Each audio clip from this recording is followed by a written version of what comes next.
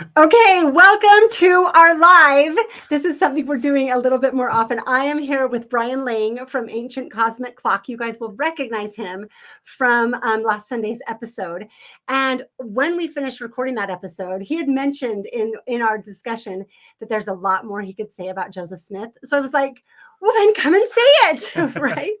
And so I do want to mention, because we talked for quite a while about astrology in general, really cool concepts. But before we got into talking about Joseph Smith's natal chart and Brigham Young's natal chart, so for anyone who didn't stick around long enough, I think it's at the hour 25 minutes where like an hour and 25 minutes into the video is where they bring up Joseph's and Brigham's natal charts, and it's incredible. Highly recommended. And so Brian agreed to come back to share more information, to share more things about specifically Joseph. But as we were talking about it, I was like, Brian, my girl Emma, we need my girl Emma, right? And so, I thought I silenced my phone. It's just making sound and it's live. So here, okay, we'll silence that now. But anyway, Brian agreed to do Emma's natal chart, and then we were both so excited that someone in the comments was like, do Emma's chart, please. We were like, we're way ahead of you. So Brian and I have been collaborating because he knows the astrology. I know the history, Could not have done this without her. Right. So we together collaborated where I gave Brian as much. He just kept asking me questions. And I think I just like vomited Facebook comments about Emma. It was great. Like, here's information and here's more information. If you ask me something, we would just ask one question. And I was like, here's the next chapter of the book about Emma. I was surprised by how much you knew. I'm like, she's like John Hayek's league. Well, and I'm always nervous I'd much rather, what is it? He who exalts himself shall be abased. I know if I ever say I'm so good at this, then I'll be massively embarrassed at some point. So I'd much rather say I have studied Emma quite a bit and I like her, but I'm sure there are things I have yet to learn. But yes, it was fun to be able to just like share all of my information about Emma to someone who needed and wanted the information. So what have you put together? You've brought more information about Joseph. Yes. And Brigham. We have the same information on Brigham and Joseph. Okay. But it's in a way that we can just spend more time to go into more details of it that we left off. We gave you guys a Reader's Digest last time. Okay. But watch it. It's so good. I loved it. And we can certainly go into some more details.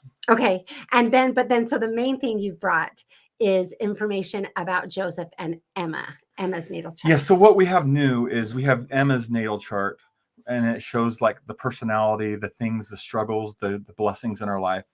Okay. Both. And then we have something uber secret, but it's a calendar, a will of what Joseph was going through during his last year of his life.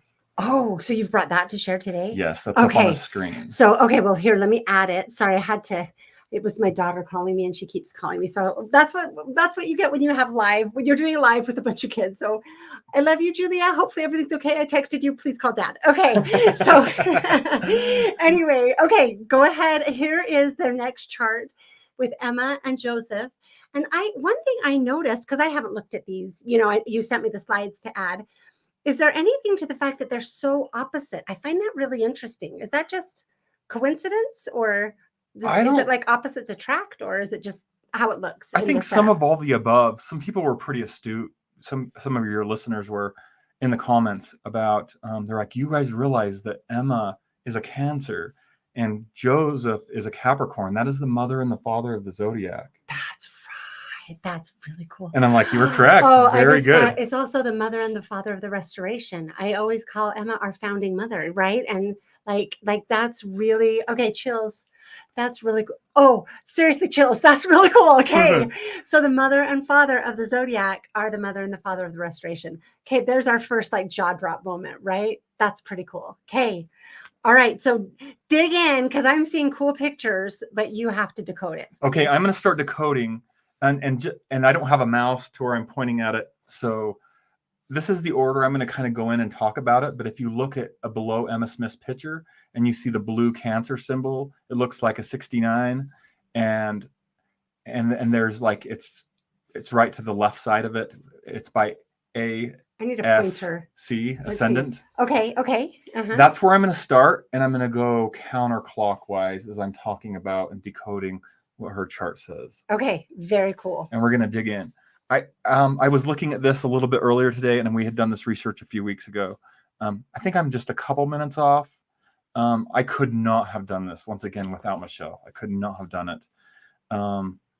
And honestly, when I'm digging into Emma, like my heart is like breaking at the things that she's gone through. Yeah. Like I was like in tears over this. This was very emotionally intense. Definitely. It was probably coming through in my messages as well, because it was like emotional, like and this, because I have so much love and respect for Emma. In fact, my episode on Sunday is going to be another one dedicated to Emma that I'm so excited about, but please don't miss it. I know it's conference, but watch it. Okay. So anyway. Yes. Okay. So just like one other forewarning, we have a lot of fun with Taylor and our other team here sometimes, and we get kind of jovial. We may be a little more somber during this one. Okay. Out of respect to Emma. So all right. So go ahead and walk us through it. So it looks like her ascendant is Cancer also. So she's a Cancer sun, Cancer rising, what it looks like. Okay. Like the double mother archetype. This is like somebody that's a nurturer. Absolutely. Somebody that absolutely like loves and takes care of people. And that was Emma. Cared for the sick, always had people in her home, always was caring for she had 11 children of her own, and then always throughout the rest of her life was bringing children into her home to care for, like she was the embodiment of motherhood. I can see that completely. Okay. And nurturer. Yeah. And in Doctrine and Covenants 25, like her calling is to comfort her husband, right? To nurture him as well. So it's throughout everywhere. Okay. That totally fits. Yeah. So she would have been like, that gives us some glimpse into her appearance. She would have been probably caring about being ladylike. Okay. Definitely. So very proper. And yes, she has some of that. Some of that comes from different parts of her chart, but womanly. I would say from this aspect, from the sun and the ascendant, I would say womanly from this aspect. Other parts of her chart, very appropriate. I do want to skip forward to where you see a green glyph. It's Venus, and it's next to the moon symbol that's blue, and it's in both of them are in the constellation Leo. So this is very, very warm, passionate energy. This is somebody that could be fiery at times too. Yes.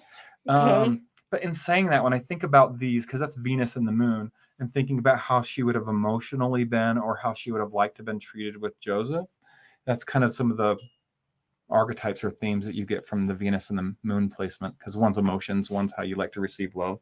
Okay. Venus, that is. So define that for me. Does that mean she would have liked straightforward communication? Like what would she have? She would have liked authenticity. Yes. She would have liked passion. But in given with these archetypes, it's not the type of, if you have a woman like that that's passionate like that, it's not the type of thing that somebody strays from. Okay. Because sometimes when people like drift, there's like sometimes a lack of connection with their partner, if that makes sense. There was would have been no reason for this. Looking at her kind of chart and what we know about Emma, she would have been very, I think, fulfilling to Joseph. Okay. And how she was romantically. Okay. So we're saying he wouldn't have necessarily had a reason to stray. Yeah. Okay. And plus we combine that with his sign. Okay. So with his chart, and I say this because in his chart, it's not that everybody gets the Leo energy or the passion energy or the romance or sexual energy. They get all of that in some place of their chart. But Joseph Smith gets put in a place that associates it with his partner. So it's all directed to Emma. Yeah. Okay. And therefore, and it brings up his Leo energy comes in with the partner. See, this is so like I don't want to be improper, but what we're telling is that Joseph and Emma had a very fulfilling, connected relationship.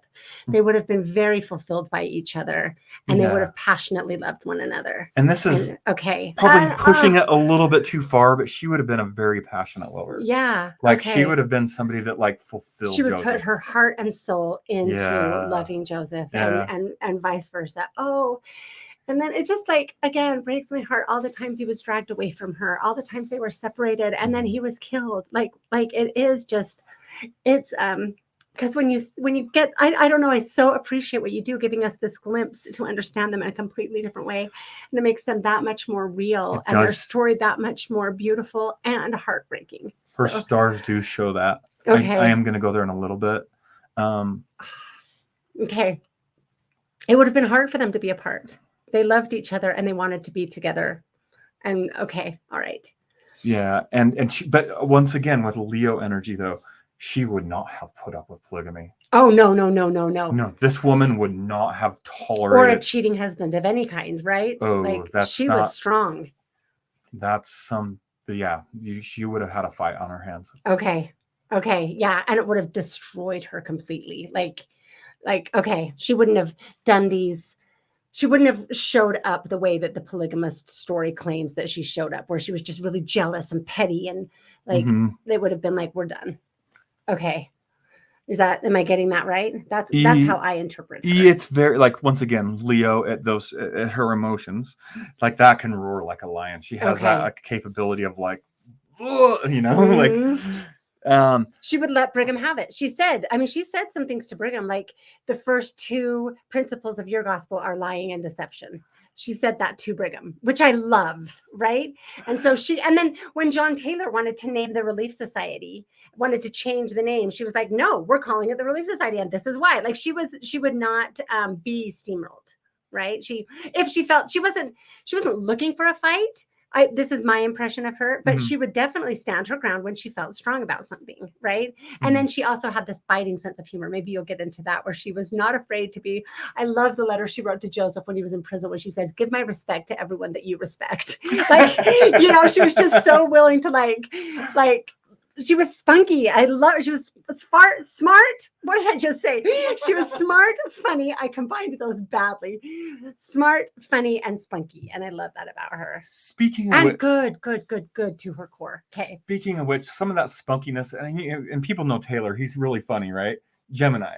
Okay. She gets her moon, her emotions is in the third house, to where it's gonna be an interest, like to be talkative, humorous, and I could picture her and Joseph having a lot of really good chats, deep conversations, where they would discuss, like, solve the problems of the universe, but also laugh, right? Like they would have a lot of fun together and a lot of that intellectual and verbal connection, as well as physical connection. Yes. Okay. But I love that. But to show that, look at Mercury. It's the green symbol with the little horns towards the left, just above where it says it's between just above 9 o'clock, right? Yes. Okay.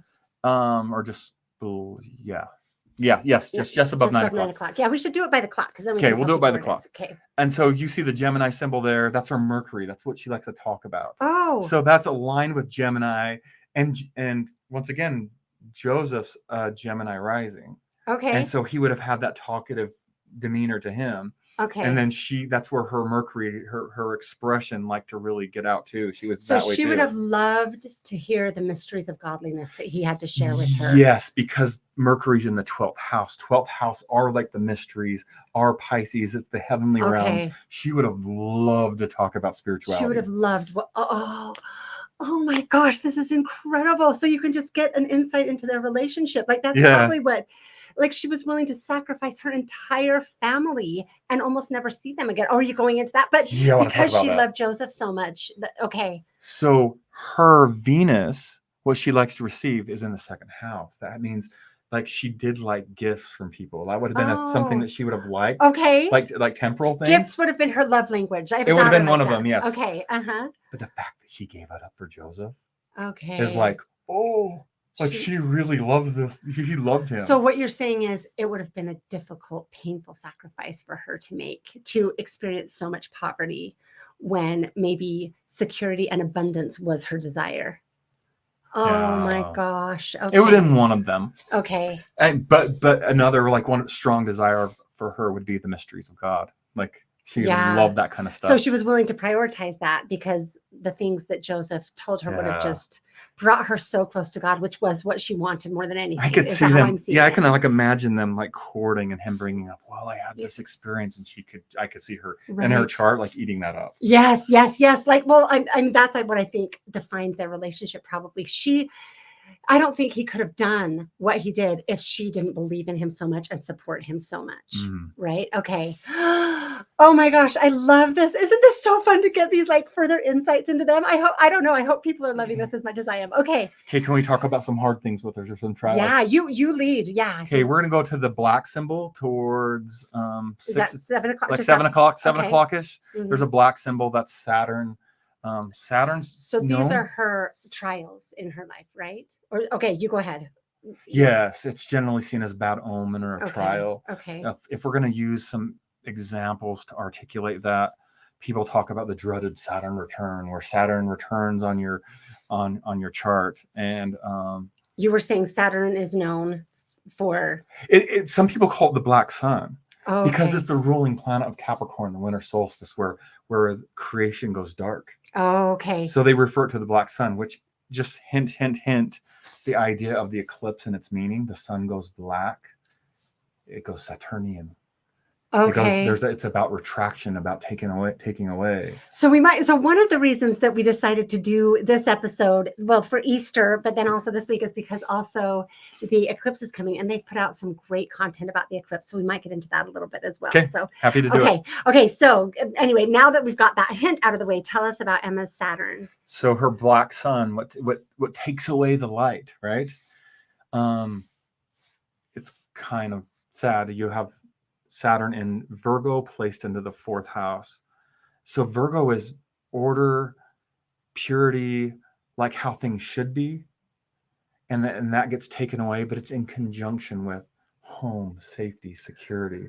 But it's about motherhood too. It's about like she's lost children. She's like been displaced out of homes and had the order taken away, the steadiness of life that she would taken have away. craved, that she would have Yeah. really wanted based on.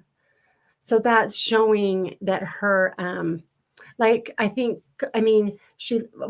you'll get to the one about children. I'm assuming there might be something about that, but about homes, like after she had already lost 3 children and had been given the twins, which would have been actually a difficult experience to adopt babies when your babies were gone, she was not in her home. She was staying at the Johnson farm. The babies were sick. Joseph was tarred and feathered. The door, she had to hide in the barn with the babies, right? And one of her babies ended up dying from that. She went from that experience to where she was supposed to stay, I want to say, with the Whitneys. Maybe I've got the detail wrong. And the aunt, I think it was with Elizabeth Whitney, and she was sick, and the aunt that didn't approve said, sorry, there's no room for you here. So Emma, who had just lost a baby, was pregnant and had her little Julia, was literally homeless and was so mortified about that her whole life. She couldn't even talk about it until the end of her life. And even then, she was upset by it. Then she, how many homes was she displaced from? How many times was like, even when she was in her home, it would be ransacked sometimes by friends, that had turned on Joseph, that would and then even after the martyrdom, when she was trying to fight for her life and the life of her children, the whole family was being killed, right? The whole Smith family, and her house, they tried to set her house on fire multiple times. She even found wood stacked up with fire marks, but she felt so strongly that God was protecting her and God wouldn't allow her. They wanted the Joseph Smith manuscript of the Bible, I believe, just like with so many other things, so they could either change it, so they could change it to make polygamy present, because Joseph actually strengthened the Bible against polygamy. I think they would have done the opposite. They didn't have access to it. So I think if they couldn't have it, that they wanted to destroy it, is my best guess. So anyway, so all of these things, I'm just thinking that just goes right into what you're saying. A perfect match. Okay. We're showing that these are legit. Okay. God has a language in the sky, and it's so yes, on. Emma's insecurity in her home is a huge, huge part of her life, a huge painful part of her life. I can't imagine how hard that would be. I really like security. I like knowing that, like I know I hate it when we've had financial problems and we didn't know if we were going to lose our home. That was so difficult. Or even when you might be moving, you're not sure, you can't settle in, so you feel this insecurity. Like I hate that so much. So I assume, would Emma have hated that as well with her? That's not. It doesn't show her personality in that spot. It's showing that it's more of an omen that's taking that stuff that's taken away from her. I guess I'm just thinking any mother trying to raise a family needs to feel security, right? Yeah. That would be hard. She has a Mars and Taurus also, and that would want to be a little more safe in the comforts of that's what I guess I meant. Like she wanted to be comfortable and secure. Yes. So this and then because she has second house alignments, and second house alignments would want to enjoy the good things of life and be in a safe, steady place. And certainly. Okay. Oh, okay. Keep going. Did you have something else in That's the gist of that. Okay. I want to jump to Jupiter. Jupiter's just right of 6 o'clock. Okay. It's the red line. The 5 o'clock? It's the red one. Oh, okay. Just right there at the so it says 26 degrees. Yep. I think I got her chart like a minute or two off. This is the one thing that would have shifted into a different house. It's right on this chart. It shows right between the 4th and the 5th house, but I think she was born just a couple minutes earlier than the time I have there. Okay. And then that would shift the chart just enough, and it would push that Jupiter into the 5th house. Okay. And this omen can mean that she had a very romantic, loving partner. So Jupiter is like the gift. It's the gift. Opposite of Saturn. It's the energy that blew up. It's big on you. Okay. So Saturn takes away, and Jupiter's the biggest planet that's like abundant. Yeah. It magnifies this. It's what it's going to give you in abundance. Okay. So number one, it's in her Libra. That means she got a partner bigger than life. Okay. You think? Okay. This is so cool. It's amazing. All right. I think that it's like when you get her birth time, just right exact. It's right cusping between the 4th and the 5th house. I think it's actually in the 5th house, and that puts it in the house of Leo. One of the archetypes of that is that her partner could be very romantic with her. Another archetype with that is that her partner made a lot of drama. Okay. Her partner married to a partner that was bigger than life and brought tons of drama and attention to the scene. Oh, I think we can say yes. Safely. This is like so Leo's like constellation Leo is like one of the symbols of the Messiah. Okay. So like it's a messianic figure as a husband. Wow. And I cannot think, even like going through all of American history, I can't think of a more dramatic character than Joseph Smith, right? Like your name will be had for good and evil. And still to this day, the debates about Joseph Smith are as emotionally charged as anything, right? Okay. Wow. That's crazy. Okay. Very cool. Ooh, some of these are sad. All right. So her Lilith, that's the black moon. Where is it on the chart? It's 5 o'clock. Okay. Oh, right there. Yeah. So Lilith is seen as like that omen of like, oh, that makes me feel icky. I don't feel good about this. And Scorpio has the archetype, the theme of people dying, of people having sexual misconduct. So it brings in those kind of themes. And so what does her Lilith mean? It's just like something that comes up for her in her life. So it's not her personality. It's something she's having to deal with. Something that she deals with. So would you some people might interpret that to say she had a cheating husband, but we know that that's not in Joseph's chart. So you're saying that it would be like the allegations of the lies that she would have to put up through her. Yeah, like I show some trials, some yucky stuff from that. Okay, so she would just hate how all of this felt. All of the lies about her husband would just feel gross. Yeah. Okay. Yeah, and I can see that. And I've been like a little hesitant to really, really dive into a lot of these because some of these planets are very generational, and I don't know if we have time to go through what was happening generationally through like all of the restoration. So we may touch on it, but so when you mean generational, you mean for that whole generation at that time, this was the planetary alignment for this people. Yeah. So when you get to the early planets, the planets that are moving really quick around, like the moon, like Mars, you're looking at personality. Yes. Then when you go into Jupiter and Saturn, you're not looking at personality anymore. You're looking at omens of blessings and cursings. For your whole life. And then when you go into the far outer planets, like the people Pluto couldn't even and observe. Uranus. Yeah. Okay. They have like, they may not have known much about it in Joseph's day because they were less known about, but they're more, but they've been studied now. Yeah. And people are finding that they have to do with more demographics and like what's going on. Okay, that makes sense because it would be in its placement for that entire generation's lifespan. So it would define the I get it. That makes sense. So I don't think we have time to go through an American history. I want to get to some other more poignant things. Yeah. But needless to say, her Neptune can be concealment. It can be the idea of a celebrity figure in her life. And then once again, it's in Scorpio. It's the omen of death and fame. So that would be like her husband. Yeah. Like, okay. Wow. So, but that affected that whole generation too. So there was something that happened for that generation. Which is interesting because Joseph Smith came up in that generation, and there are probably other stories. Like there were a lot of abolitionists who were killed. There were I think it was a time where there were heroes who were murdered by, and we're leading into the Civil War, right? Like this would be Abraham Lincoln came around that was famous and killed. It seemed to be something, I guess we could say JFK as well. I mean, we're just looking at American history, but I think it is interesting in that time frame as well. Okay. All right. Very interesting. Don't want to spend much time in this, but her Chiron's in Capricorn, but it's more placed in the 6th house. Chiron's known as the broken healer. It brings in themes like what you're trying to like fix around you or heal around you, but it kind of keeps happening.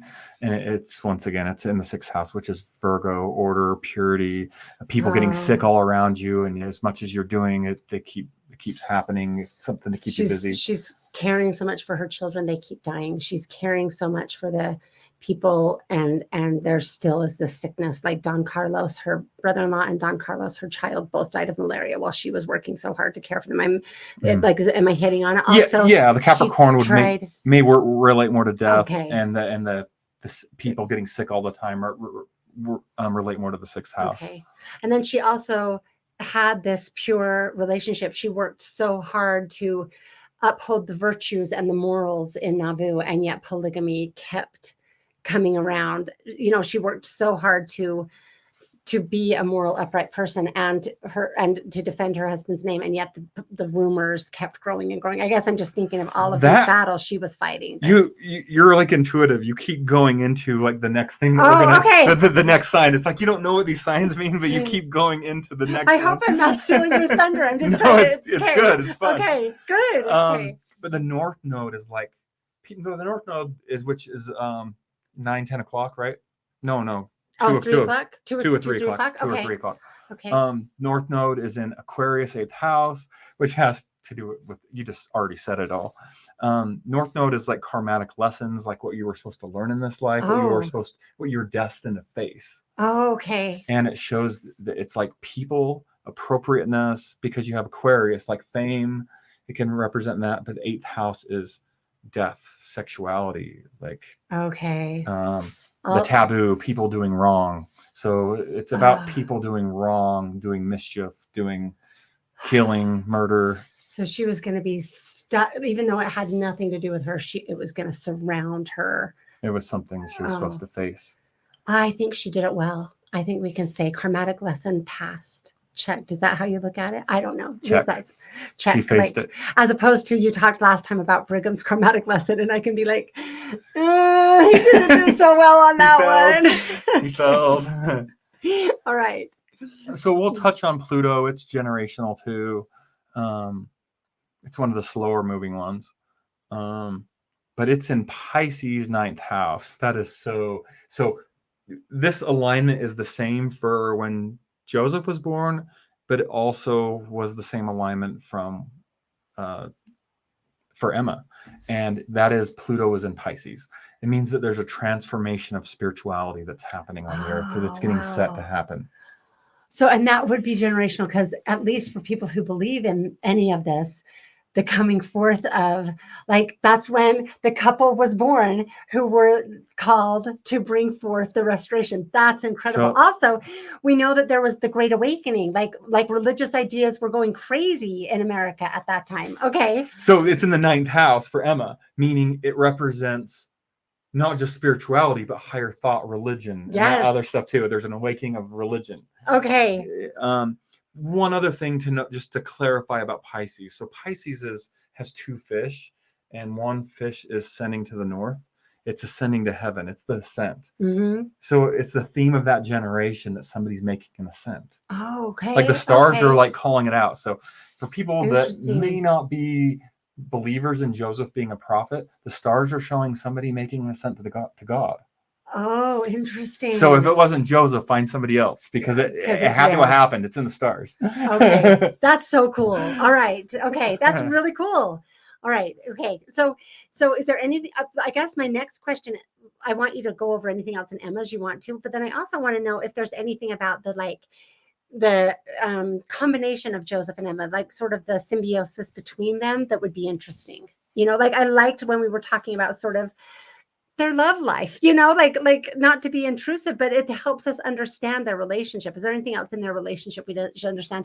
But first, is there anything else you want to go over with Emma? You can get charts and like lay them side by side and have them all connect. Okay. So I'm going to do this off the cuff without that. Okay. But I should have been more prepared. Well, I guess I should have asked you all of my questions in advance. I'm just thinking of them as we're going. They have a very good communicative.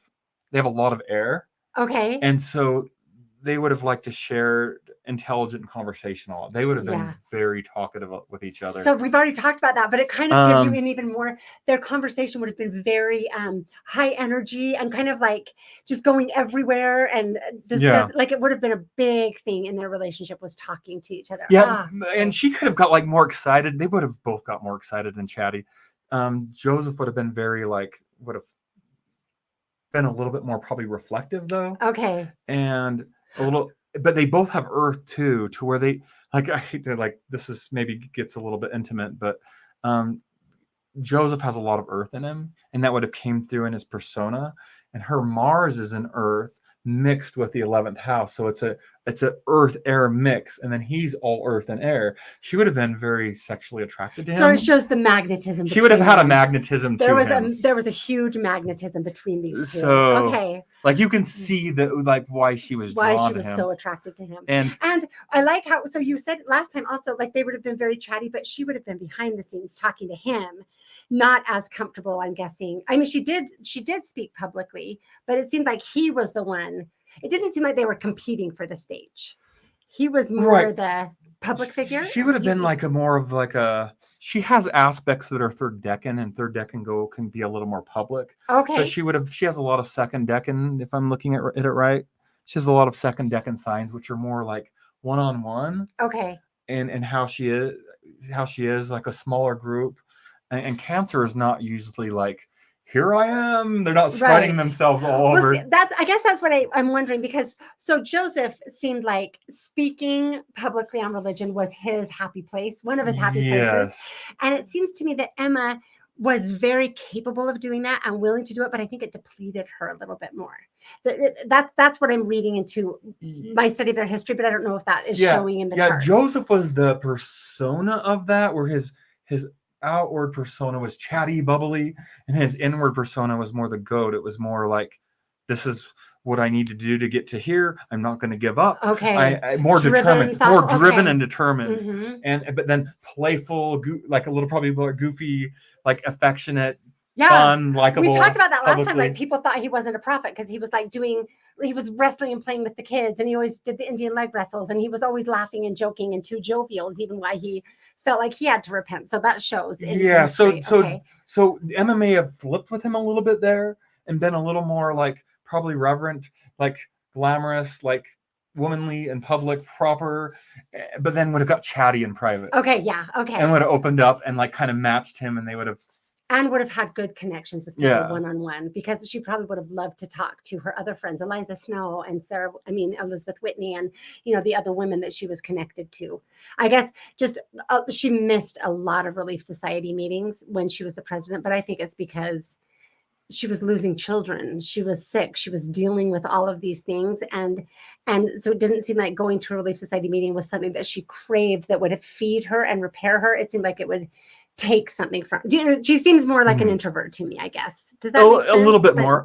maybe not. I shouldn't pick on my brother here, but he's a Cancer rising like she is, and he is definitely an introvert, more of a homebody. Because you're putting, like, you have the concept of the home connected to her body. She's literally the A home body. Oh, that's like cool. she's literally the home body. Okay. And that again makes it so painful that she had so much struggle with stability in her home. Okay. Or security in her home. All right. Yeah. Okay. Anything else you see that we should cover? I think that's a good start. Should we go into the calendar of the last few months of Joseph? Yes, that would be fascinating. And I know that we have other astrologers in the audience that, that listen. I've talked to a few of them. So I would love to have people add. I just think that, the more brains working on this, the better. So it's great to get more insight. Like someone sharing that it's the mother and the father. That was cool, right? So that was... Yeah. Those comments are fun. They're fun. Yeah. So go ahead and add them. And I know that Brian's really good at being responsive and engaging in the comments. So, okay. Yep. Okay. I'm going to give some caveats on this. I was a little bit nervous and hesitant to even release this information. I think that it could trigger some people that it's even possible to do stuff like this. Oh, okay. But with the stars, it's like a calendar. You can look at the past, present, and the future. You can look at events. And I clipped off all the calculations. I decided that, hey, I'm going to share this about Joseph. You can take my word for it. You can dismiss it. I'd rather be dismissed than have how to do this fall into the wrong hands, because I think it's dangerous information to know how to do this. It can be misused. Okay. So I'm not going to share that openly online. But needless to say, this is showing what was happening in the solar revolution of Joseph's last year of his life and the themes that were coming up. Okay. Which led to his death. Oh, wow. Okay. As you see, we start and I put the dates. I put little dates along the calendar so you can have an idea of when he was going through these themes, and we'll go through those in order. But on his birthday, December 23rd, 1843, that's when his calendar year would have started. And the fact that his ascendant in there is placed in the Leo constellation, it brings in the idea that the last year of his life, the main theme of it is fame. Oh, so his fame grew and grew. Drama, attention. Okay. He brought attention to himself. It's in the first house. Okay. All right. And as you kind of go through, and I didn't do a full thorough, looking at every last thing he did, but I put January 1st there, February 1st there, just to show the will of what he was going through. If you notice where I put King Follett there. Mm-hmm. About the King Follett history, from my understanding, King Follett was a friend, and he was in fourth house energy there. He was in a fourth house theme, but also in Sagittarius energy at that time. So interpreting that, I'm going to have to pull you guys back to what happened with 9/11. 9/11 happened with Jupiter, and which is expansion. It's expanding that. Jupiter was in Cancer, and it was and if you remember how you felt, for those who are old enough for that, is there was a sense of expanding security right after that event, expanding safety, that's what we were going to make big. That's what we were going to focus on. That's what got focused on, expanded, grew, and then we went through people that flew planes. It took a lot longer right after. There was a lot more security, a lot more. So there was a little bit of that, but with some of that comes of the feeling of there was death and mourning and wanting comfort. Mm-hmm. And likewise, it shows that was going on in Joseph's life. There was a longing for comfort, he was a funeral. Okay. Where that sermon was given. Uh-huh. But not just that. It's in Sagittarius. It's higher thoughts, higher learning. Oh, interesting. And he went way into that. It shows that he was flowing in the energy, and the themes were coming up for him in his life. So let me ask you this, because I haven't done my deep dive into the King Follett sermon yet. But I know there are a lot of people that claim it wasn't Joseph, that he didn't give that sermon, that they don't believe it. It sounds to, and I haven't dug into it to even see what those claims are coming from, but it sounds to me like you're saying astrologically, it looks like he did give that sermon. It fits that he would have. Well, like the idea that there was a funeral is the fourth house. It shows that there was probably some mourning and wanting comfort there. Yeah, I don't think people say that King Follett didn't die. I don't know exactly what the claims are. So sorry if I'm misrepresenting them. Someone can clarify them for me. Right. Okay. But that's one of I get the concerns about that sermon, because and we get like a lot of people in our circles that get very skeptical about everything. Yeah, like I know. they're like overly dismissing about everything, and like I'm not comfortable with that. I'm like, we have to have the evidence. We can't just say I like that, therefore Joseph did it. I don't like it, therefore Joseph didn't. I'm like, that doesn't work. Yeah, there's some extreme voices out there and online forums and where everything's lied about, like they're dismissing the Bible, and like right. you can't even like bring up scriptures and they'll be like, oh, that's not real, and it's like in the Bible, and it's like, oh, okay, yeah, I don't know how to have a we get blended together, and that's why they lump everyone in and just say conspiracy theorist, and I'm like, it's not a conspiracy theory if you are backing it up and discussing the evidence there. But when you go away from evidence and you just start saying I don't believe it, and you can't convince me, then it's like, okay, then it's not worth engaging. So I get that. I can't vouch for a perfect copy of the King Follett Discourse, and I would agree that there's probably 2 or 3 very unreliable witnesses. Okay, but it has like 6 people having written portions of that talk. So we'll just save that for later. Oh, go ahead. So the idea that the talk was about higher ideas, and you're saying that could fit. And yeah, he was talking about higher ideas. He had higher ideas on his mind at that time. Yeah. So there were some higher ideas that he was going through at that time. So I would like venture to say that there was at least parts of that talk that were legit. Okay. That's even good. If they can dismiss some of them. I like it because I like usually I have done the study and then you're adding the astrology to it. With that one, I feel like I'm getting the astrological glimpse of it first, and then I'll dive in and do the study. So it'll be interesting to see where it goes. Well, you do that for me all the time, because I'll be like in this, like I'll look at the stars and like narratives in the scriptures, and oh, they're giving me this theme, and I haven't researched it in history, and then I tune into programs like yours, and it's like, oh, they're proving the stars are true. Yes, the stars showed that. Okay. So it's fun to have both. It's great. Okay, so keep going.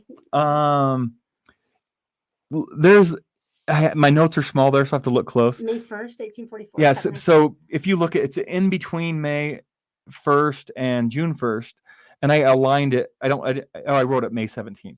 It's a speech on evils of the nation, upper room of the Red Brick Storehouse, and there was a document in the not in the Joseph Smith papers, but in the words of Joseph Smith. I was just thumbing through that, and that's right in line with Mercury. On the same day that Mercury came into his chart, and usually when Mercury comes into your chart, you're talking a lot. There's something you're discussing. There's something that you're giving. So it's interesting that the stars show that he's speaking that day, and it's documented that he gave a great speech that day at the same day. Okay. What's interesting is in late May, from what you were telling me, that there was some attempts on his life, like he was like from the Higbees, you said? Yeah, I will have to look in and get exactly what I was looking at, but I'm trying to think of when because this is 1844. So when the expositor was started, that was in early June. But before that, yes, when he's giving they are definitely seeking his life and threatening him. There were a lot of really unsettling events happening then. Yes. And that's when his Saturn return comes in, and it shows that that's just out of the 5th house, but it's in Capricorn, and Capricorn is a symbol of himself. That's his sun sign. But Saturn is like the destroying angel, like raining in on him. It shows that there's like a danger for him at that time. Okay. And it's interesting that you would align those dates that you gave me. I need to go find the dates again, because I know I looked them up to say when did the Missourians come in the boat, and I'm trying to remember who it was that pretended they were a friend and tried to get him to come out, and then someone pulled a gun on him. I want to say it's one of the Higbees. I need to go back to my expositor episodes to remind myself of the details, but there was a lot that happened during that time. This is like trippy looking at it. So when his moon alignment comes in, when the moon alignment comes in on your calendar for the year, it's usually like a triggering emotional thing that happens that makes you like oftentimes makes you very angry. Oh, okay. Oh, that So really triggers me, upsetting. right? Okay. That was the exact time the Nauvoo Expositor was published. Oh, Like right in reading his wow. stars, boom, emotional trigger like that same day. Not only that, it was in the sixth house, which has to do with order and like purity and like questioning his purity on stuff. Properness. But it was Okay. also in Aquarius, which has to do with a properness and also something that's going out to everybody, because Aquarius is people. It's something that went public. Oh my gosh, that's incredible. And I always have to draw attention to this because people know so little and approach things. People think they have this story in their mind that the expositor exposed Joseph's polygamy and Joseph wanted to hide his polygamy, so he destroyed it. Nonsense, complete nonsense. Bennett's book was already published. The newspapers had already all of this was already out there. I think the thing that was so painful about the expositor was it went after his revelations, his structure of the church, his like it made every accusation of him as a prophet in general. And it accused, I think that actually the polygamy would have been one of the less painful parts of it that it accused him of, because all I had were those 3 affidavits, which he generally just was like, this is stupid, right? That's how I think he looked at a lot of it. But I do think that the expositor in general, when it was another betrayal by a first president in his counselor, like his first counselor in his presidency. I said that backward. It was another trusted, and now he's working so hard to keep the mob at bay, and they are intentionally trying to rile up the mob. He's worked so hard to try to keep himself and the people safe, and here they are trying to undermine everything he's doing out of their own greed, when he's sacrificing everything to try to build this. Like, I think it was the sort of the injustice and the betrayal of it and the exhaustion of it that was the issue to him, not the polygamy that it claimed, because it didn't even have good claims about polygamy. It's ridiculous. I have to do my 4th episode on that. Does that make sense? I think it would have been super triggering, but I want to clarify, it's not because of polygamy. It's because it was undermining everything he was working so hard for after it had already happened before. They had already been mobbed in Missouri. He was already having to deal with John Bennett, and now here is William Law, another first counselor in his first presidency, trying to destroy Nauvoo and bring the mob in, and that would be so triggering to him. I think that totally. So sorry, I went off on that, but it makes me so mad and it breaks my heart for him. Okay. So this is where like it gets like even more intense that way, is if you look at it was a few days before he died that he went to Carthage, right? And that's where his Neptune alignment, that's like the wall concealment. Like, it's like also the idea of becoming a celebrity too. But yeah, that's in the Hebrew character for Neptune is the wall. It's the veil. It's so getting concealed. What would that mean? How would that apply? It brings in the idea also that something is going to be concealed that happens there. Oh. And that could mean a lot of things. It could. Well, so there was a lot of lying and a lot of, like, Governor Ford. One of the reasons he agreed to go to Carthage is because Ford promised him protection, which was a lie.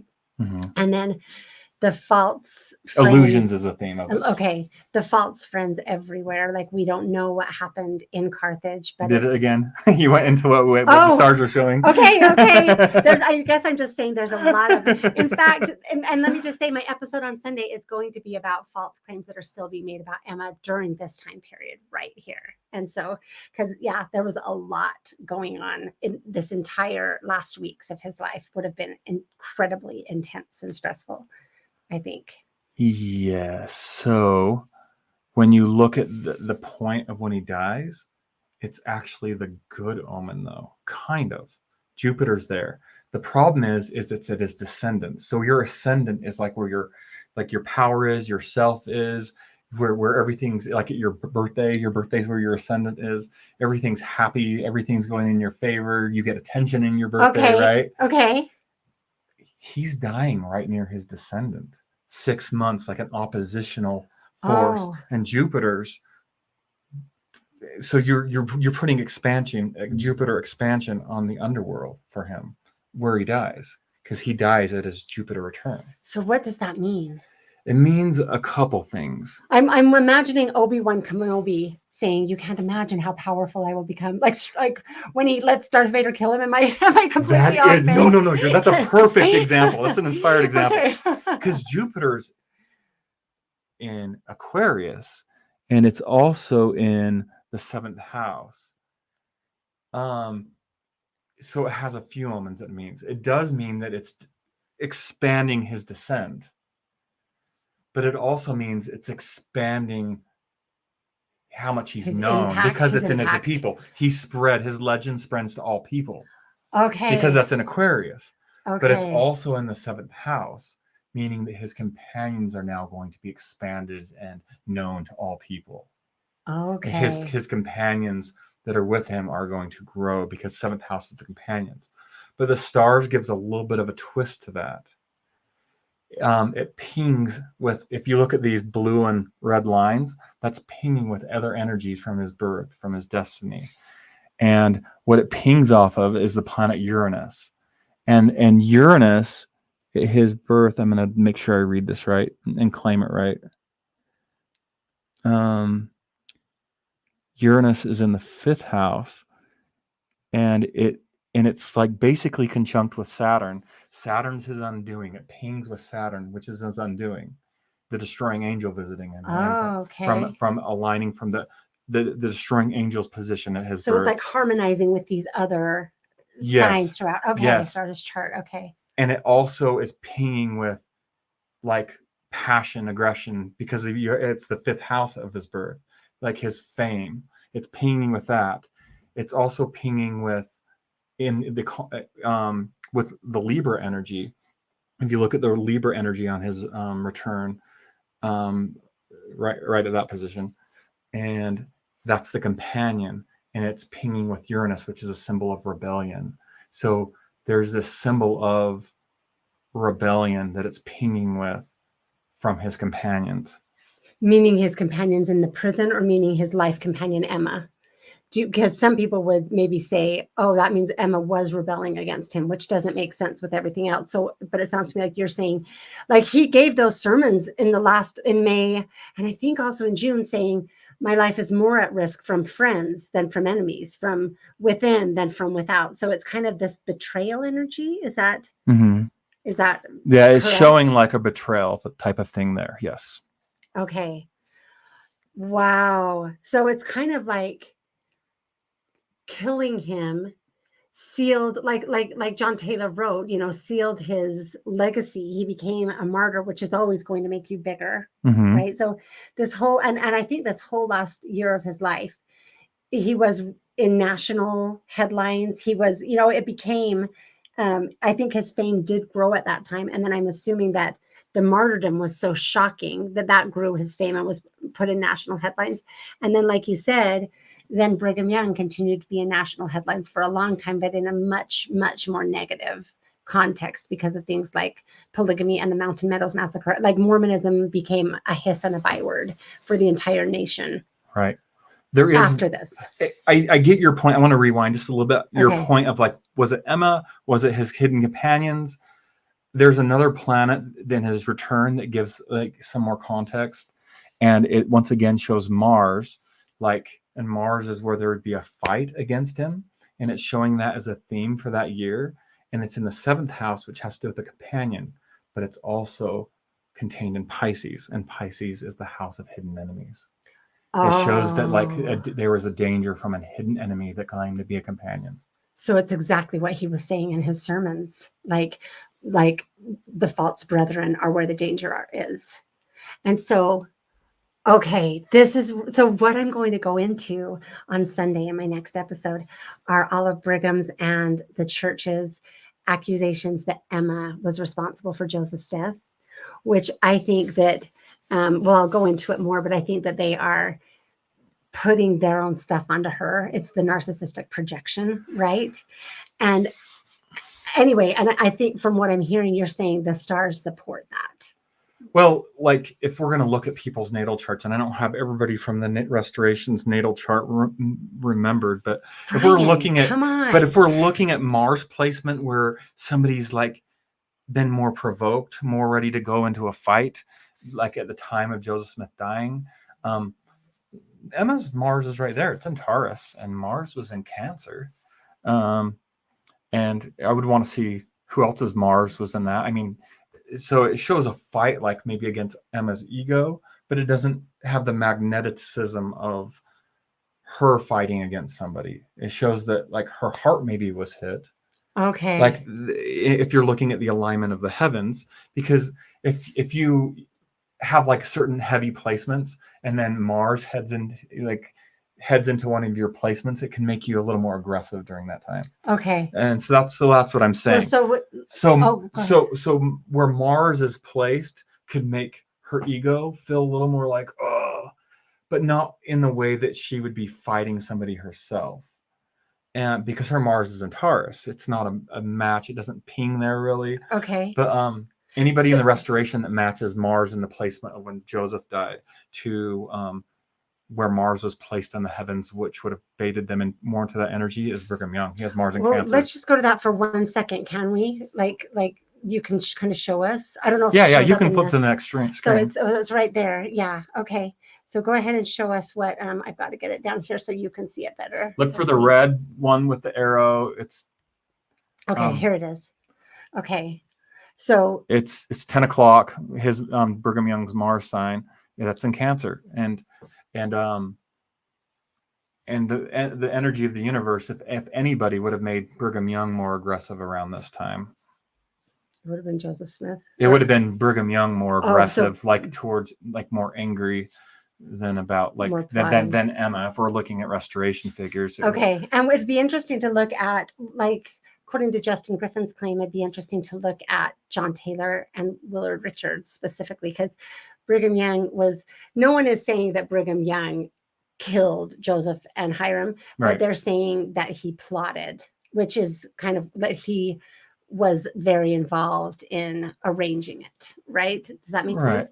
And so but Brigham is claiming that Emma was very involved in arranging it, which is hard to, I want to know if that lines up. Well, I mean, the Book of Mormon, if anything, gives a parable.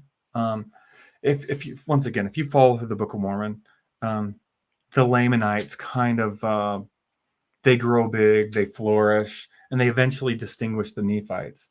If you look at our restoration, the Lamanites grew like the LDS Church did, and the RLDS Church grew, and then minimized and almost is extinct at this point. Mm-hmm. Well, and they also have the RLDS officially, the Community of Christ now has completely, but I don't want to offend anyone, but has betrayed the legacy of Emma Smith and Joseph Smith III.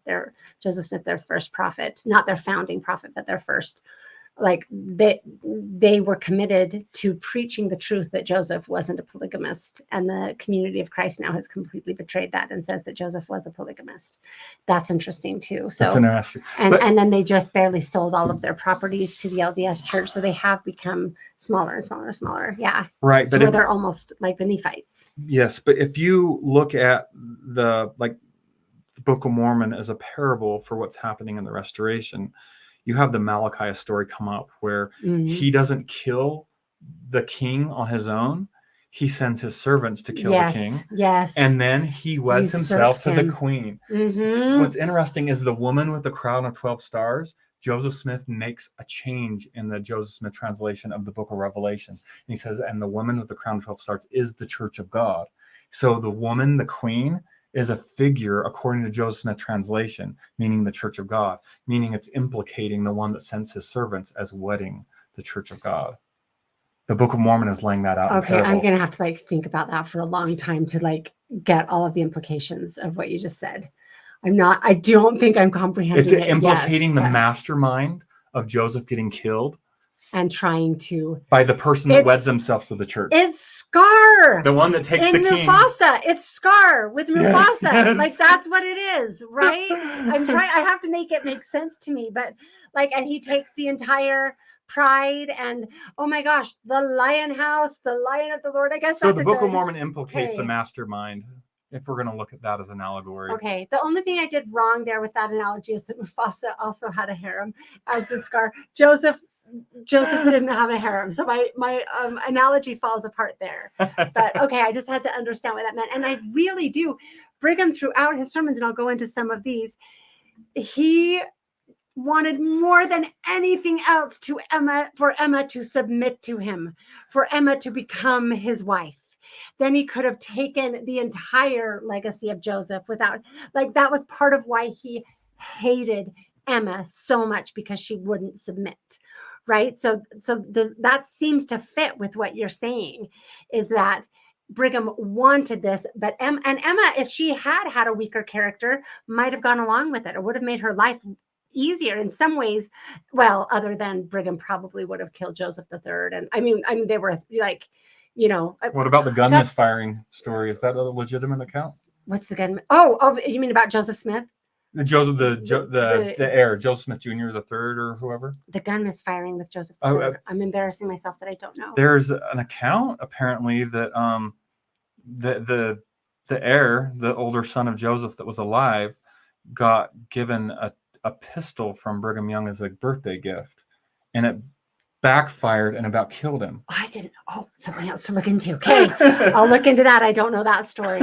So I know some other stories, but that's an interesting one. I know that Brigham Young was none too fond of Joseph III and had only negative things to say about him. And I believe that when Joseph and Emma's sons came on a mission to Salt Lake, it was kind of like the sons of Ammon and the sons of Alma going to the Lamanites. Like there was fear of what might happen to them. But I think that they were so well known, they couldn't be taken out without it being too obvious, Mm-hmm. So their lives weren't threatened, but my gosh, Brigham had a lot to say about them. So it was interesting. So anyway, okay, this is really interesting. And I guess I'm hypothesizing some things. I would need to back out, but I back some things up. But I do think it is pretty well understood that Brigham hated Emma because she didn't just submit and go along with him as the new ruler and go along with the church, right? She was loyal to Joseph. And if anything here, like,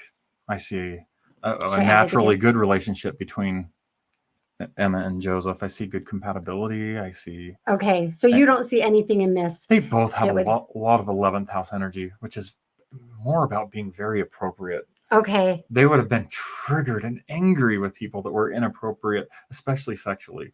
Okay. Like, it would have been the opposite. It's exactly what they were. It shows like they were so like read The Voice of Innocence. Look at what Emma did and look at what Joseph did. They were like, what is happening? You guys are the worst. Okay. Speaking of which, I do want to talk about a little bit of Joseph Smith's chart. Should I go to the next slide with Brigham? Okay. Yes. All right. This is a part we left out. So where he has his like where you see his 11th and 12th house, between that line that's between the 11th and 12th house, that's where his 12th house starts. That's where you get his like spiritual wiring, right? That's how he is spiritually, and it put it in Taurus, one of the slowest moving signs. So when he gets like a revelation, he's the type to be more reflective of it. Oh, okay. And so do you remember how in his account of the first vision that he's talking about how he didn't join any of the churches and he's really slow and sluggish? And okay, that's a part of his personality. Very, very thoughtful and making sure he wouldn't act till he was sure he was making the right decision. He has the slowest moving energy when it comes to like spiritual enlightenment. In fact, so interesting. So he wasn't flighty at all. When he had an impression, it was set and he would believe it. Okay. One quote, I'm going to paraphrase this because I probably don't know it exactly, but one of my favorite quotes from Joseph is, he says, "And the things of God are of deep import, and only time and experience and careful and solemn and ponderous thought can figure them out. Yes. Thy mind, oh man." Anyways, needless to say, he's deep and slow in reflection of moving forward about spiritual matters until he's really processed it slower. He has the slowest moving energy when it comes to spiritual insight. That's incredible, because I think people would think it was the opposite because he was so spiritually inclined that they think, but what you're saying is he's also the most stable spiritual, like he would be very slow to, and that's why, like Lucy talks about, as a boy, he was not given to doing what the other kids were doing because he was always thinking and, pondering on the deep things. And so that shows how long he spent thinking about things before he received the first vision. And then, okay, that's really cool. Thank you for sharing that. Okay. That's so that I think that makes a persona that's like, if they were going to get spiritual insight into jumping into polygamy, it would be something slow and methodical and really planned out for a long time and really thought over. It's not somebody to make a quick decision, but like, okay. once again, So this idea, yeah, even the idea that people use the William Marks quote, like they say they use the William Marks quote to interpret it a certain way, to say that Joseph was like, okay, I went with polygamy, but now I see it's wrong, so I'm coming back. So you're saying that does not fit.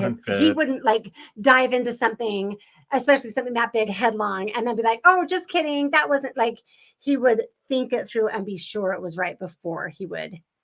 Okay. Yeah, we all get Taurus energy somewhere in our chart. He got it with spirituality. Okay. He got the slow moving energy with spirituality. So I know people will push back. So I'm going to be the devil's advocate for a minute, because he had revelations that would change. Like, for example, I'm thinking about Zion's camp when he wanted he said like we're going to go redeem Zion. And I have my own understanding of this, but then while they were going to redeem Zion, the answer changed, and it was that you aren't going to redeem Zion, right?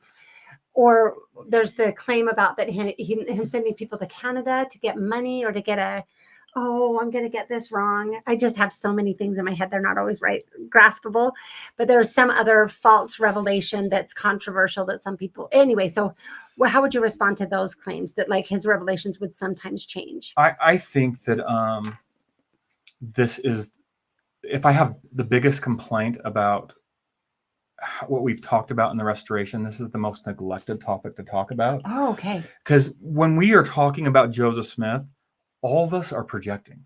Yes, that's completely true. And we do that with everybody. We've heard this. We've heard all these narratives from all these different angles. But one thing that I haven't heard from people is a narrative from somebody that has prophetic insight, that is speaking about how spirituality works. Yes, okay. And does it from the perspective of having the same gifts as Joseph Smith. And I feel like that's what's been neglected, having somebody that has experienced what Joseph did project Joseph's story. Okay. And there are some deep things of spirituality and like a lot of the people that could probably pull this off and talk about the spiritual realms probably would not want to do it. It would not want to talk about those things openly.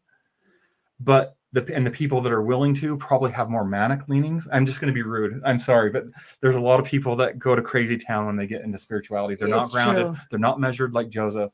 It's true. And so it can be dangerous. It can make people crazy. There's a lot of laws of heaven that people don't understand when it comes to the subject. Mm-hmm. Like there's a place in scripture where it's talking about people's reliance on the prophet, and it says, okay, I will answer you according to your idols.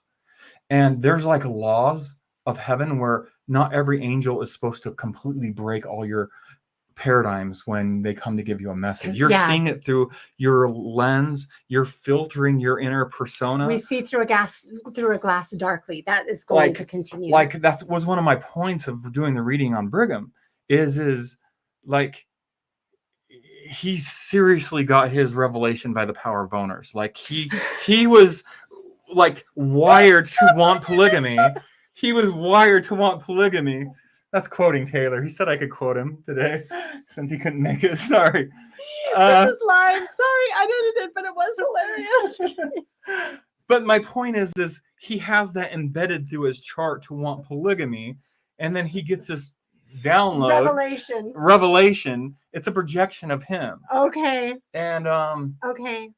I'm not going to say the person's name, but there's like somebody in Mormonism that has claimed to have seen Jesus and claims to have channeled a couple of his messages. And what like makes me like somewhat like in awe over it is he has the opposite astrology as Jesus. And like he'll have things coming through that will be very opposite to how Jesus, like how he feels. And I'm like, oh, there's something here. So Like that gives he's him speaking a credibility voice for that's his you. opposite. And he has like the Okay. opposite mindset. He thinks the opposite of Jesus. He's the opposite personality, astrologically speaking. And then Hill's like, Jesus said this. And I'm like, oh, that actually sounds like Jesus's voice. Like, and it's one of those things that's like, whoa, that's interesting. That's Yeah. impressive. But then, anyways, So it's kind of like with Brigham Young, his revelation, you can easily see how it came through him and from him, right? And you're saying that someone else, yeah. if someone's saying a revelation that clearly did not come through them and from them, you give it greater credibility. You would give it more weight. Right. And on the Okay.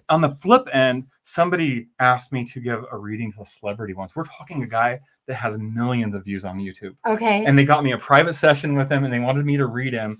And he was telling me about how it is. And he's been proclaiming his visions to the world.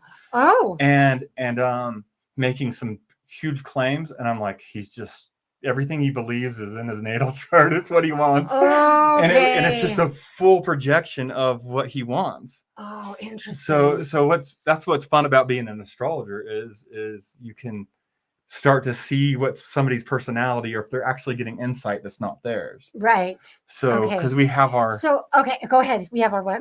Yeah, there's so much deep things of spirituality. So for example, like Joseph Smith in the Book of Mormon, he's translating it, and you're required first to seek on the earth certain things. It's a heavenly law, and if something is somewhat intact on the earth, God's not going to channel it to heaven. He's going to just take what's there on the earth.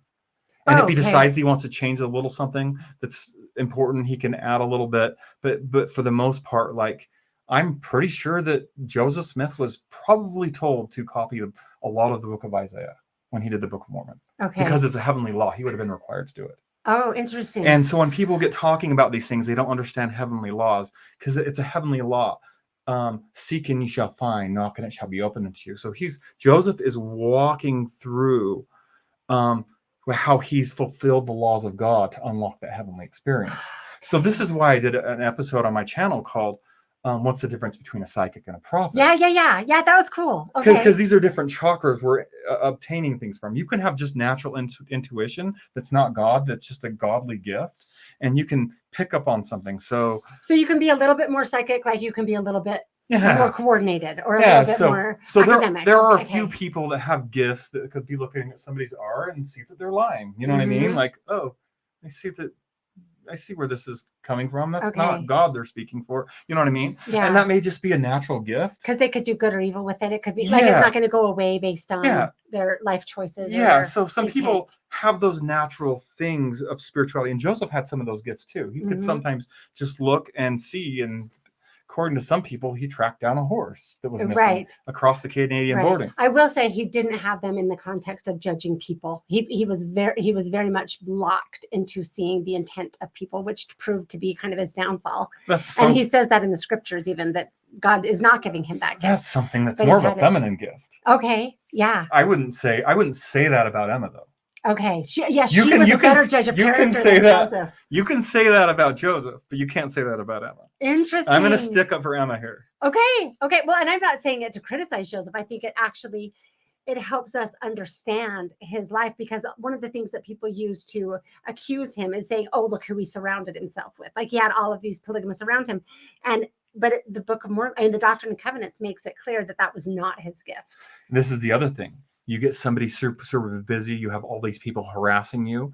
You get to where you're acting and you're getting acted upon. Yeah. And it can take away that energy. You have to be more of in a relaxed place to like sense things. Yeah. And I also know, so in some ways I don't want to, but in some ways I project on Joseph Smith too, right? I relate my experience to him. And when you are doing something and you're busy and someone comes and offers to help or someone wants to be involved, it's really hard to be like, oh, I'm first going to make sure I can fully trust you before I accept your help, before I send you on a mission, do you know what I mean? Like what he was trying to do was so immense that it was like whoever has a desire is called to the work, right? And so I don't think he was like barring people from coming in who looked like they would be helpful. Well, let me be a brat here. You and Joseph both share some strong Aquarius placements. So if somebody's going to project for Joseph, you're going to naturally actually be closer to how he Okay. felt and thought. Okay, you said to be a brat. How are you being a brat? I mean, like certain people are going to project something closer, more accurately. Okay. If you have a similar personality and similar desires, yeah, your projection is going to be a lot closer. Okay, so I will trust my answer about Zion's Camp, right? Because I have my experience of Zion's Camp that I kind of liked how you said, like, when there are people who have spiritual experiences or are kind of adept at have learned how the Lord works with them, it gives you more understanding into other people like that, right? Yes. And so when I look at Zion's Camp, I'm like, oh, that's what was happening.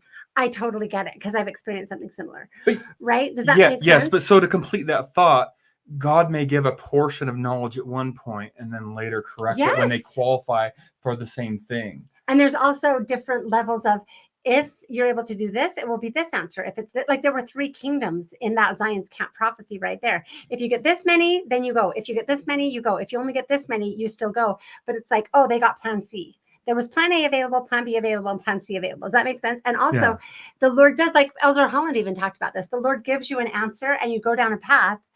And then you learn, whoa, that was wrong, because you had to have that palpable knowledge of how that wasn't right. Like I think Joseph has had all of those kinds of experiences, because I think we have all of those kinds of experiences, and it's part of our training. It doesn't show that we're that we're incapable of knowing the voice of the Lord. It shows the Lord working with us to give us better and better discernment and understanding, right? So that so you're more prepared to go forward with the answers. Anyway, I think those are like it doesn't.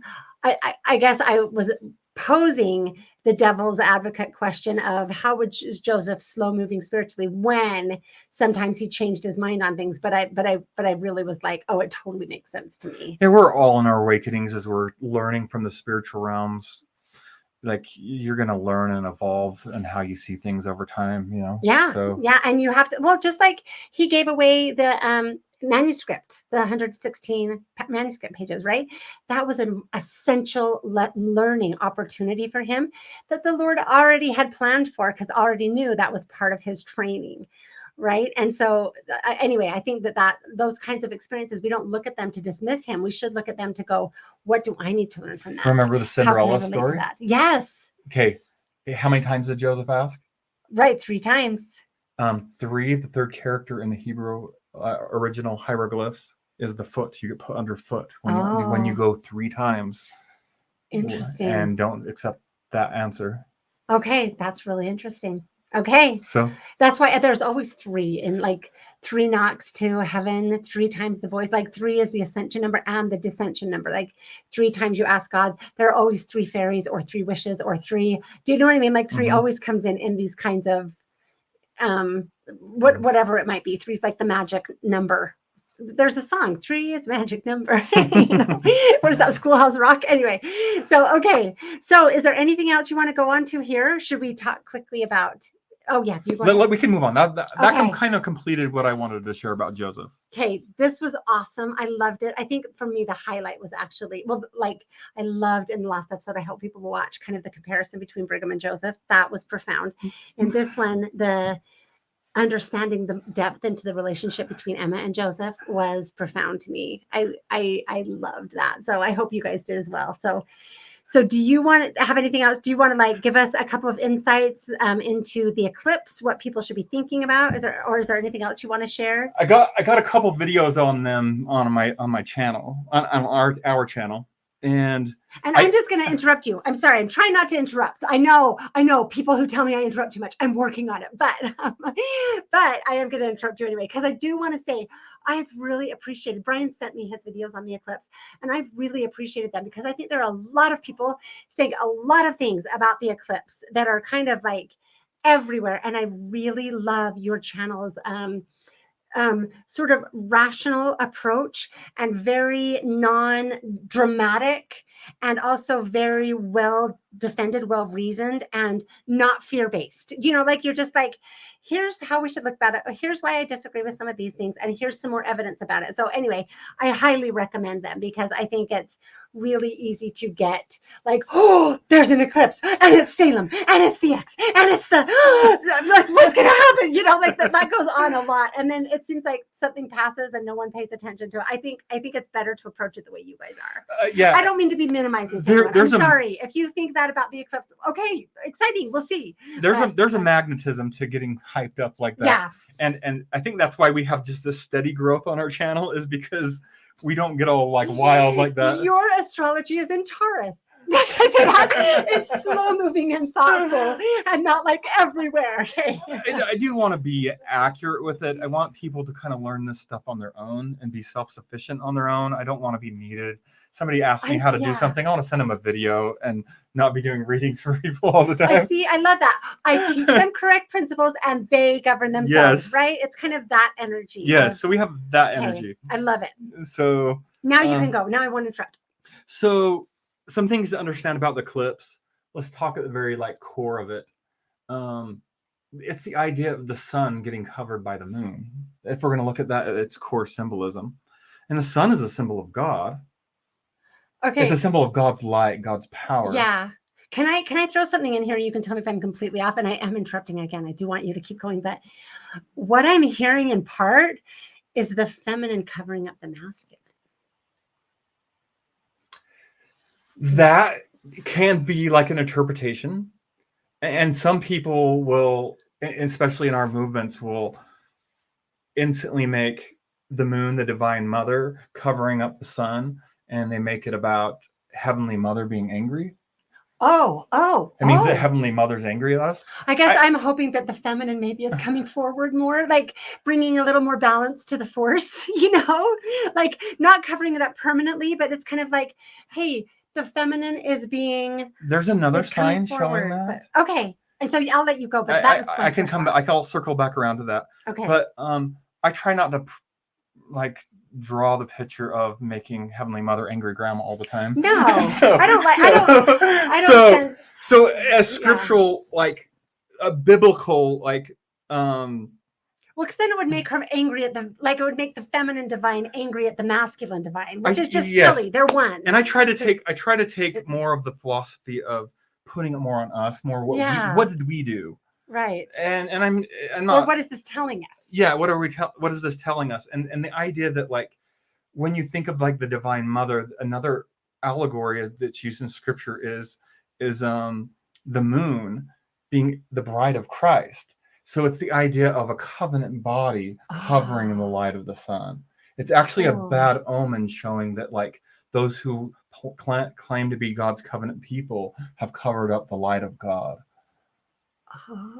And so I put more of the responsibility on us in that way, generally, when I interpret.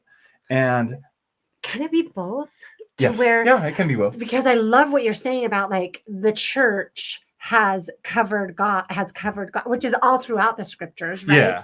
Yeah. You have taken my name upon you without doing my works, right? Yes. So that's absolutely there. But I also feel like part of the way that we've done that is by having the masculine cover the feminine for so long. The feminine has been invisible. So kind of having the feminine be like, hey, I'm here, I'm being seen. It's kind of like, you can tell me if I'm completely off base, but it's almost like the way that we have covered God is also being revealed to us, that we have in part dismissed the feminine. And it's kind of like the divine feminine saying, this needs to be brought focused on. And speaking of this, making herself seen. If I have to cover up the sun to make you see me, I will do it. Gosh darn it. You know what I like mean? that. And some of the transition of this age is showing that too. We have an episode that's going to come out soon that I was telling you about, that's going to talk about the wrongs of polygamy and showing how bad interpretations without the use of astrological knowledge has led people to interpret scriptures about polygamy or into the diminishment of women. And that's amazing, where Christianity feels like astrology is so dangerous, but what's really dangerous is interpreting scripture incorrectly, and astrology can help us avoid that. Yeah, and having an astrological knowledge would show you that my biggest takeaway from astrology is that the sky's laid out in perfect balance. Yeah, it has the wife balanced with the husband. Mm-hmm.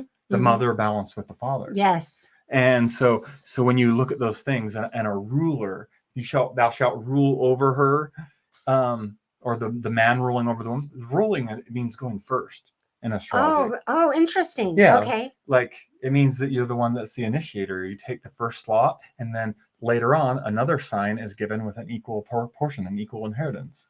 Oh, that's really interesting. They hold an equal portion of the sky, and they hold it in balance together. That's so cool. And I'm going to throw something in here that might be way off base. If I make anyone uncomfortable, I apologize. And we'll get back to your stuff. But when you said that about going first, so when I went to the Salt Lake Temple before it was renovated, it was my first time going to the Salt Lake Temple because I've never been in that zone, you know. So I went, and it was brought to my attention that there's kind of two different places where you sit. And so there's the smaller place and then the bigger place where the people sit. And it's usually, I think, the men on the right and the women on the left. But in this little small place, the women were on the right and the men were on the left. And then it switched behind. And it was really brought to my attention. And I was like, God, what's that about? Like, why is it different here? And the thought that came right to my mind is the last shall be first and the first shall be last. And it was hard for me to like believe, but I kind of was like, oh, does that mean somehow in the previous life, the feminine was first, not meaning higher or better, you know, but somehow, and then in this realm, the male is first, and the feminine comes to support, or do you know what I mean? Comes in. Anyway, it was an interesting thought that it's like, oh, the last shall be first and the first shall last may have, in my mind, possibly eternal connotations for also the masculine and the feminine, which I think is an interesting thought to play with. And so when you say that the male shall rule, and that means the male comes first, and on this earth, that's the state of this earth after the fall, that's really interesting. And that maybe our goal in elevating this earth like we're supposed to do to its paradisiacal glory, to meet the city of Enoch, maybe it's like not supposed to be the feminine first or the masculine first, but it's supposed to be the perfect. Like maybe that's kind of the, what did you call it? The karmic lesson for us on this life is to like bring them into balance. And this kind of fits a lot with what's going on with our zodiacal ages right now. Oh, okay. And so right now we're in the age of Pisces, right? And Pisces is the fish. We're the one sending to the throne of God, and the other one's caught in the net. Oh, okay. So we transitioned into this age right when Jesus was making his ascent into heaven. And so it's about the idea of freeing the captives. And Pisces has some slavery themes. And because you have one getting caught in the net, and how this age is supposed to come into its fulfillment is we're supposed to bring freedom and equality to the captive, to the captives. And so you've seen, like in the last few hundred years during this age of Pisces, you've seen the freeing of the slaves. You've seen the world become more free and more equal. And Aquarius, that where we're going into, is about proper social constructs. It's about the little guy. It's about the where the ruling class elite isn't in control anymore, but the little people have a voice. And in this transition, we've had the internet, and we've seen regular people have a voice. You have a voice. Yeah. You're not wearing a queen's crown. You weren't born to royalty that I know of. And I'm not hired by one of the big affiliates given a channel. Yes, but now you have tens of thousands of people watching your stuff, and you have a voice. And you come, and this is the transition of this age, is where the people that were at the bottom now have a say. They get to show videos of where the news was lying about something, and they can show actual footage from their camera. Wow. This is what this is. It's about the turning things back into equality, because you're freeing the captives and bringing culmination to that age of Pisces. But then you're bringing this equality where the tables are turned on who rules the world. Okay, that's so cool. And it's supposed to be a peaceful millennial age. So what I'm hearing, and maybe I'm getting some of this from your video, so you can tell me if that's what you're saying. With Pisces, it feels to me like this is an automatic, that this is a choice that we have, like we can either ascend or we can descend back into captivity based on our interaction with this age. Yes, and let me insert one thing there. Pisces also rules over illusions. We've had all these illusions, the media putting illusions all over us, and where we've been put into captivity, where oftentimes have played the archetype of the lower fish in the net that's getting bound. And it's about when we end this age, we're supposed to see clearly. We're supposed to see it differently. So So from your message, I love everything you just shared. I'm trying to like incorporate it all. The eclipse, though, is sending us a message. It is a message, right? and I can go into more of that if you want. Okay, yeah. Well, why don't you go ahead and share some of your thoughts about as we go into this new age, we're being given a message. So I'm not going to target any like specific church or anything, but the eclipse crosses across the United States. Mm-hmm. And so I think it's a message to the United States. And I think as people that have a Mormon background, we could agree that the United States is a covenant nation. Mm-hmm, mm-hmm. And so I'm going to have to be very careful how I say this because I don't want to get pinged on your program. Okay. But the first eclipse happened in the constellation Virgo that rules over the medical profession. The last one happens like it crosses in the constellation Aries, which rolls over the first house, so it has to do with the body. And then if you look at the intersection of time, what was getting introduced, we can let people in the comments answer that because we probably can't. We'll give a few clues. Safe and effective. Do your part. And right? so yeah, like right when it was getting released is right at the intersection of time when the eclipses cross. Whoa. And the meanings of those constellations, meaning we've turned to that instead of God. Instead of the light of God for power and healing, we've turned to something else. Okay, do you have more to should I share some of my thoughts or you go ahead, you keep going? That's that part of the sign. I have more to say on there's a lot more things happening in the sky. I don't know if you want me getting into it because they're a little bit on the scarier end, some not on the scary end, but. Well, no, I think we should get into it. That's really interesting. And it goes right along with so many of my thoughts and my experiences during that time because I felt like I was put in specific situations to see it in a completely different way. And the Lord gave me a lot of insight into what was happening at that time. So I'll share that a different time. You keep going on, but I just want to be like a second witness to what you're talking about. That was actually a huge occurrence in America. Yeah. And that revealed where we put our faith, where we put our trust, who we look to be included, to be brought in. In other words, what we worship.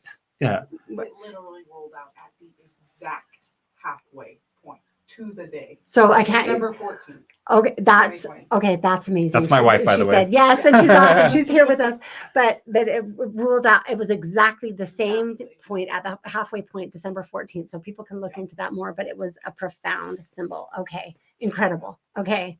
Other things to maybe know. I think we should be looking at the earlier sign that it intersects with, because I think that when you examine that and you unpack that, like you can look at history, what was happening when the first one happened, and people make the claim, oh, it's shadowed over 7 cities named Salem. Salem means it's shalom in Hebrew, means peace.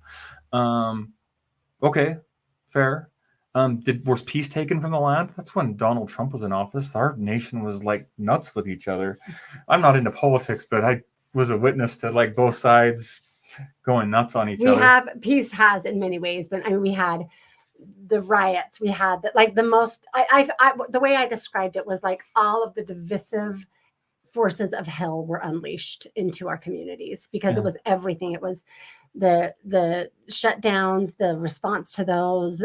Do you wear the face covering? Do you not wear the face covering? Because, and then the riots, like it was everything was like, are you on our team or are you the enemy? Everything was like that. And then another thing that happened is you had 4 days after that 2017 eclipse, you had tornadoes, hurricanes start pounding the coast. Oh, okay. And we go into that in our channel a little bit deeper. Okay.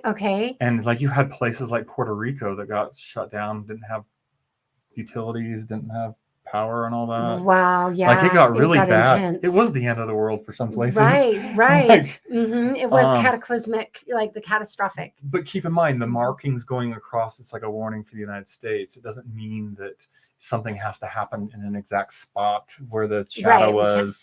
I guess we're always living we're always, by the grace of God, we have like there can be a natural disaster anytime, anywhere, for any reason, or an invasion, or right. Mm-hmm. So, okay.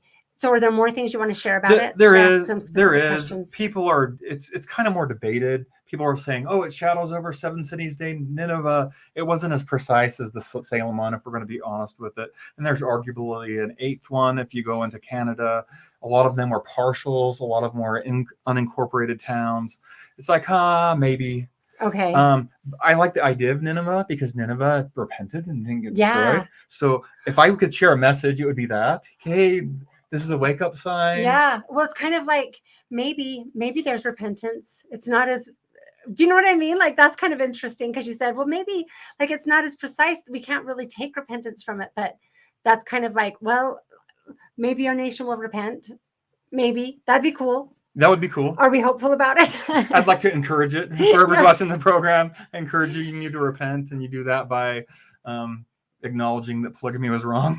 Right. Or just, I think in general, acknowledging that we don't know everything and that we might be off on some things, and at least just accepting the humility to at least consider asking questions you wouldn't have considered asking before. Right? Like, like the first part of repentance is letting go of our pride and embracing humility and asking, Lord, what do I need to repent of? Right? That would be a good first question. Yeah. I like that. A couple other things to consider with the sign. What maybe give some more credibility to the idea of Nineveh and Jonah, because people said that there's a town named Jonah that gets shadowed over to. Maybe. Okay. Haven't looked into that one tons. But what is verifiable is where it happens where the sun and the moon eclipse each other in the sky.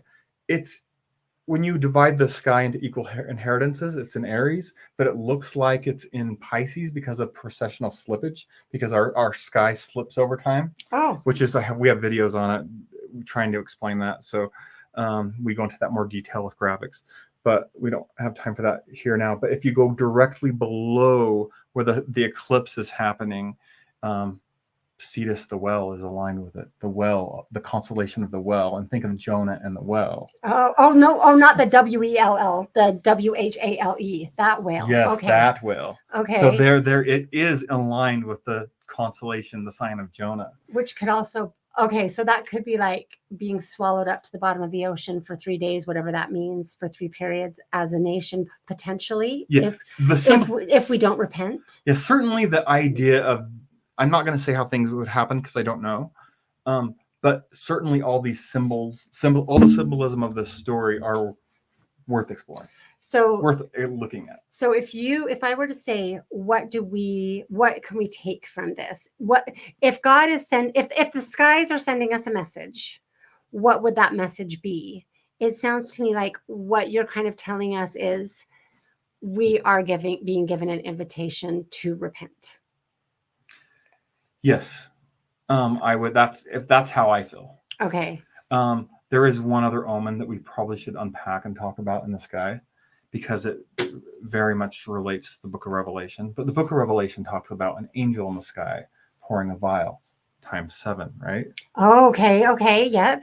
And that talks about, it's a reference to destruction, but it's also a reference to the age of Aquarius, which we're entering, where the procession is moving into Aquarius. One thing to unpack with that is 7 is Saturn. Okay. And if you look up at the sky at the exact moment of the eclipse, you have the angel with its vial, Aquarius, pouring out its vial in the earth. And right in the vial is not only Saturn, which is 7, but it's Mars, the 2 planets of destruction. And Mars is war, and Saturn is like the destroying angel, like the black planet, the black sun. Oh my goodness. Well, that's not cheerful. Okay. So okay, but you know what? But it's cool. Like, it's cool. Let's know it. Okay. All right. Okay. So unpacking that, let's try to be like give 2 possibilities on what that can mean. Together, you could look at it in a way they're just magnified. It has 2 things loaded up in the stream, and you could look at it as like, oh, you're all going to die. Yeah. Something's being poured out. Right. Saturn can be known to negate, though. So Oh. Saturn could be known to negate Mars. Okay. So So it could be also the Lord saying, if I did not shorten the time, nobody would be spared. But I'm going to minimize the yes, horror so that yes. the righteous can be spared, type of a. So in a way of reading the stars, it could flip and go completely crazy, but it could also negate. They could negate each other. Oh, okay. And I'm going to just venture a guess that I think that maybe there is duality in the signs because there is duality in the outcome based on our responses, right? Is it Mhm. possible that if we repent, that Saturn could be minimizing the Mars being poured out? And if we fail to repent, that Saturn could be maximizing could be adding to the destruction being poured out. Does that make sense? Like I do, maybe we have some influence on which way that plays out for us. And I try to, like, that's how I've tried to take the story. When we talk about it on our channel, we try to like lay out the symbolism and unpack the symbolism and lay it Yeah. out into a way of like, if it's bringing up the Jonah story to Nineveh, they've repented. Mm-hmm. Does it not give us that omen that like, hey, we can change our course? And what if the earth is like a living being, and if it has an earthquake, it's more of like a horse shaking off a fly that's being a nuisance. That's how the scriptures make it sound. Like the earth cries out and okay. So what if like where we're being a pest gets swatted? Interesting. And what if like the rest of the body, oh, it wasn't acting up over here on this part of the body. I didn't need to do anything. That's so the one thing I do want to say as we're talking about this is like the central scripture I think we should all live by, for God hath not given us the spirit of fear, but of power and of love and of a sound mind. And the mantra I have come to just live my life by is everything God does is good. Right. And so the I guess one of the ways that we can repent is to not live in fear and to not think, what do I need to do so I don't have to suffer during this time? But instead to just be like, okay, God, how do you want to use me? Right. And if I'm in a war-torn nation, how do you want to use me? And if I'm in this situation, how do you want to use me? And recognizing that Jonah being swallowed by the whale was one of the best things that ever happened to Jonah, right? And even Joseph in Liberty Jail, and the Lord said, all these things shall give the experience and be for thy good, right? So everything God does is good. So instead of fearing and trying to get out of what the stars are telling us or get out of what God is doing, I think it's so much better to just fully submit. Like I've said before, I think that true suffering comes from fighting against what God is doing in our lives. Like while I was struggling in a really painful time, I was just kind of the impression I had, or the understanding I gained, was that it was when Jesus was saying, God, if it's possible, take this cup from me. That is when he bled from every pore. That is when he was suffering, when he was saying, I don't want this to be the reality. Right. But as soon as Jesus said, nevertheless, not my will, but thine, when he was strengthened, when he was truly able to give his will over to God, then he was empowered and he was able to go through what turned out to be one of the most important experiences of his life. Right. And so I think that is the case for each of us. The way to for certain increase the suffering and make this way more horrible is to say, I don't want it, I don't want it, I don't want it, and fight against it and try to run away. Jonah, right? Mm-hmm. Instead, we can just get down on our knees and say, God, I trust you. Teach me how you want to use me in this time. Instead of saying, God, how do I avoid this time? Right? Anyway, that's my plea to all of us, because I think that's what we really are here for. And that's what I think that's what God gives us these experiences for, is to help us get to this point. So if we can get to this point now, we might experience all the same things, but we don't have to suffer the same way. And that's profound, because when we're not suffering the same way, God can use us more. Doesn't the scripture say something about being free to act and to not be acted upon? Yeah. Oh, good. I like it. Yep. Yeah. Yep. And we can release ourselves from being acted upon by this, and instead just submit to it and say, okay, God, you've got this. Everything's good. I trust you. Use me. Yeah. I think holy men, like we've talked about, and women, you can add Emma in there. I think they sometimes suffer for other people, like Jesus suffers for other people. But I think a lot of our suffering, we treat each other negatively, and inflict a lot of it on our own. And a lot of that does come from fear and from us trying to run away from reality as well. So that's another thing. When we are in that energy of fear and trying to get, we're going to make things worse for other people as well as ourselves, because we're going to fight. We're going to, right? If our focus is on self-preservation, that puts other people kind of potentially as our enemies rather than just full submission. And then God can use us because we're not trying to save ourselves. Right? Right. Okay. Sage advice. Okay. Is there anything else that we left? Did we get it all out on the table? That we will link below to your videos. If people want more, they've got a great channel that's growing and that you can go and check out. They're great videos. Yeah, most of them have fun graphics, and we try to make it to where you're not just hearing but seeing something. So is that aimed at me? I'm just kidding. No.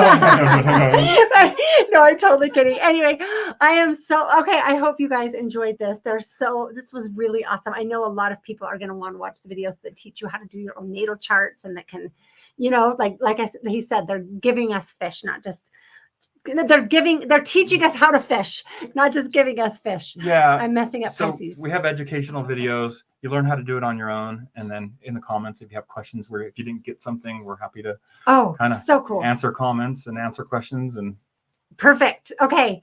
This was awesome. Thank you, Brian. I really appreciate it. And thank you for joining us. And we will see you on Sunday.